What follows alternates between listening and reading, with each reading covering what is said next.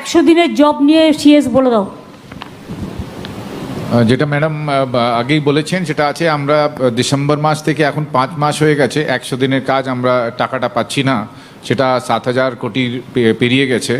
সেটা আছে, সেটা আমাদের যারা জব কার্ড হোল্ডার্স আছে তাদেরকে কাজটা দিতে গেলে আমাদের যে বিভিন্ন দফতরে যে বিভিন্ন কাজগুলো চলছে জেলাগুলোতে, সেখানে আমাদের যারা 100 দিনের যারা জব কার্ড হোল্ডার্স আছে তাদেরকে আনস্কিল্ড যেটা কাজ আছে সেটা এমনি যেটা আমার লোক নিতে হবে, ওর লোক নিতে হবে, এটা হবে না।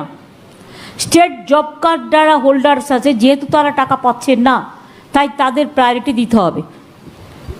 এরকম একটা ম্যাম ডিএম জানেন, বিডিওরাও জানে, আমরা তাদেরকে পুরো গাইডলাইন্স দিয়ে দিয়েছি। তারপরে বিভিন্ন দপ্তরের সচিবরা আছেন তাদেরকেও দেওয়া দপ্তরগুলোকে হয়েছে। আরেকবার বলে দাও ম্যাম দপ্তরগুলোকে আরেকবার। হ্যাঁ, যেটা আছে মেনলি ম্যাম যেটা আছে এখানে PWD department, irrigation department, WRID department, urban development department, panchayat and rural development department, মূলত এরা এই ডিপার্টমেন্টগুলোতে বেশি কাজ হয়।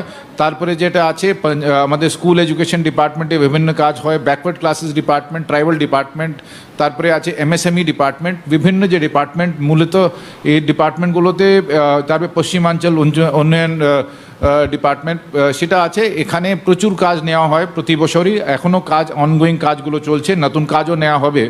এখানে একটা নির্দেশ পোর্টালও করা হয়েছে যে কোন জব কার্ড হোল্ডারকে কোথায় কোন স্কিমের এগেনস্ট কাজ দেওয়া হয়েছে, কত দিনের কাজ দেওয়া হয়েছে, কত টাকা দেওয়া হয়েছে, এই পুরোটাই তার মধ্যে কিন্তু নথিভুক্ত করা হবে পোর্টালে। সে পোর্টালটাও ম্যাম আমরা সার্কুলেট করে দিয়েছি। এটা এখনই আমাদের যেহেতু 5 মাস ধরে এরা কাজ সেরকম পাচ্ছে না, পুরোনো টাকাটা যে কাজ করেছে সে টাকাও পাচ্ছে না, সেটা ইমিডিয়েটলি এদেরকে কাজ দিতে শুরু করে দেওয়া হবে।